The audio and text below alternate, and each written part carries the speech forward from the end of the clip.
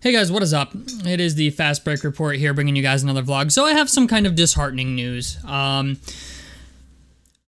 recently read an article online. I don't know how true it is, but it was quoted from Pacers GM Chad Buchanan. There was quotes in it, so I'm like assuming it was right because Chad Buchanan's been doing a lot of like interviews and podcasts and stuff like that, with just talking to like the media and stuff. And it seems like we're keeping the roster the way it is. I don't think there's gonna be any huge trade for like Pascal Siakam or Karl Anthony Towns or any of these guys. I think they're just going to keep the roster the way it is. They seem to be really adamant about that. Like, it seems like they just want to see. If there is a big trade to be made, I feel like it'll be made at this upcoming season's NBA trade deadline. But there are a couple guys on the roster that I think are like on their way out. Like, I think Buddy Hield is going to get traded this season, if not before the season starts. I know there's Pacers fans that don't like that, but it's just the idea. It's like, Buddy Hield only has 1 year left on his deal. Okay, you either let him walk for nothing or you trade and get something for him. And people worry about stupid shit, man. People worry like, oh, we're cap space. Like we have like the second or third most cap space out of any team in the NBA. Okay, I promise you, no matter what we trade Buddy Hield for, okay, we're gonna be fine salary cap wise. And Bruce Brown has a team option at the end of this upcoming season. So, like, we can choose to let his ass go too if we want to. It's just the idea, like, we have a lot of flexibility, and I think people tend to overthink these things. I think people are like, oh, we need to trade Buddy. What are we going to get in return for him? Or no, we don't want to trade Buddy because Reggie Miller. Like, it just, at the end of the day, man, I think they're going to keep this roster together. I like everybody's, like, opinions have started to sway on Jairus Walker a little bit offensively. I will say this, don't look at me, okay? I wanted Taylor Hendricks. I understand Jairus Walker is a great defensive player, and I think, honestly, I'm just going to say this. When it comes to Jairus Walker, I think people are overreacting to Summer League. I'm just going to say that. Like, it's Summer League, okay? Summer League. Half the people on these fucking teams are just not going to be on an NBA roster during the regular season. Most of them, like, whatever NBA action they saw during Summer League is the most action they're going to see until the next NBA Summer League, okay? And on top of it, like, we got people going crazy for Imani Bates. People are saying Jairus Walker's a bust. Like, it's just like, it's already started, okay? Like, I'm just going to say this. Leave it alone because Summer League is not NBA basketball, okay? It's not. It's just not. All Summer League is a warm-up session. That's all Summer League is. And to be honest, I'm not ready to write Jairus Walker off like some people are. Oh, like I saw a thing online the other day that somebody was like, oh, this goes to show, like, Jairus Walker had a horrendous shooting game. He shot, like, I think 1 for 10 from 3 and, like, 6 of 21 from the field. The game after, they took Benedict Mathurin out, Andrew Nembhard out, and Isaiah Jackson out. Like, they just weren't going to play in Summer League anymore. And the very next game, they put the ball in Jairus Walker's hand to, like, be the main guy. And it did not go well. And all of a sudden, everybody's like, he was drafted too high. He was this, he was that. Like, you know what, man? I'm not one of those people. I'm going to let him do his thing. I don't expect him to be the main offensive guy. I just don't. Like, I know there's people out there that want a Jairus Walker because, oh, he can shoot the three. He can do this. He can do that. I just want him to play defense. Like, that's all I care. If he plays defense like he did in Game 1 of the Summer League, where he's getting 3 steals and 3 blocks, I don't care what happens. Like, I don't even care if we keep Miles Turner at that point, you know? And I just feel like going into this season, some expectations have to be set. And I will say this, I do think we're going to make the playoffs. Do I think we're going to be a high-seeded playoff team? People are saying we're going to be like the 6th seed, and I think even that, being the 6th seed, is a little generous. Like, I think we could be a 7th or 8th seed pretty comfortably. I definitely think the play-in is in our future. Like, if we're not going to be the 7th or 8th seed, I think we're definitely, like, definitively going to be a play-in team at the bare minimum. So, I will say this, there's a lot to look forward to. Hallie got his extension. I look to see improvement in Ben Mathurin this year.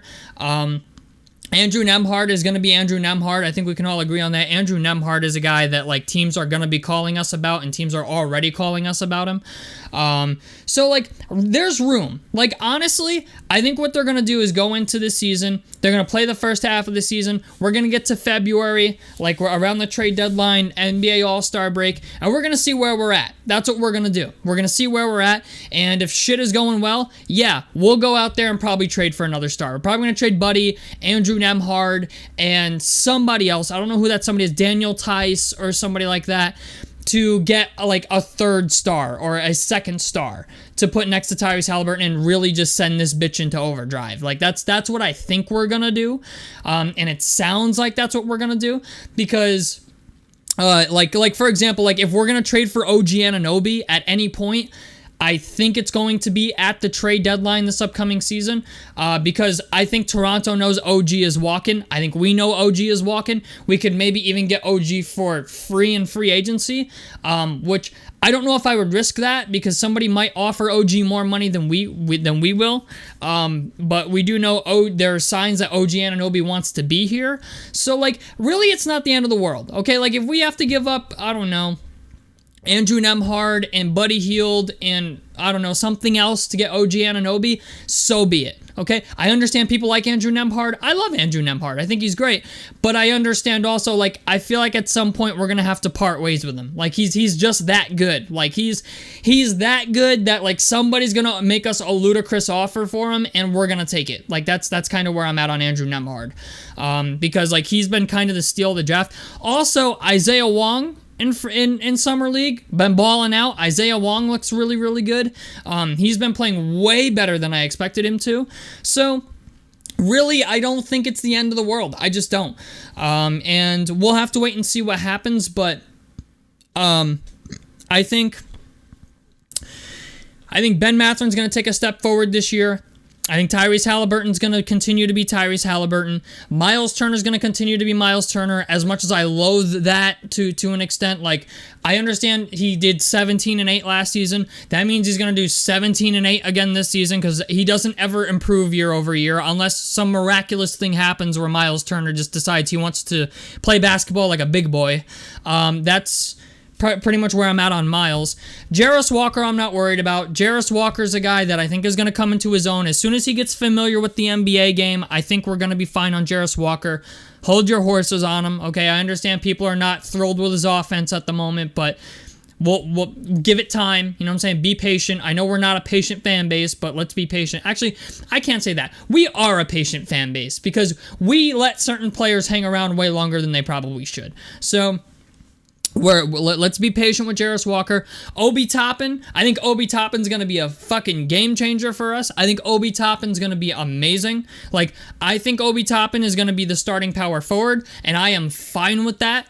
I think even to an extent, I think Ben Shepherd is not going to get a lot of play in the first half of the season. At the trade deadline, if we trade Buddy Hield, Ben Shepherd's going to get more action in the second half of the season, and in the last 10 to 15 games, Ben Shepherd will definitely be getting more burn. Same thing with Isaiah Wong. We could see Isaiah Wong go out there and get more burn. So it really depends on how this season goes. Like, I really think that's what we're doing, just putting some feelers out there, see how this season goes, and by the trade deadline, we will know.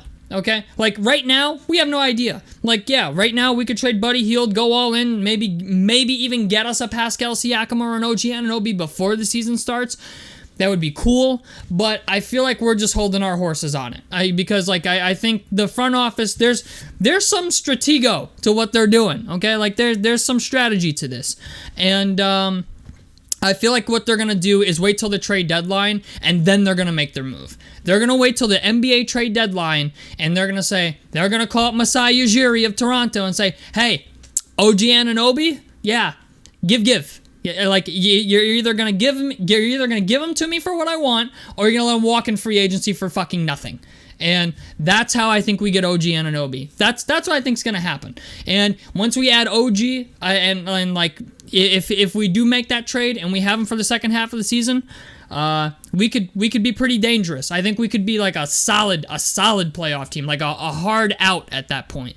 So tell me what you guys think about this down below in the comment section below. I'd love to hear your guys' opinions on this. Helps me out. Subscribe if you guys want to see more on the Fast Break Report. And out of this motherfucker. Peace, guys.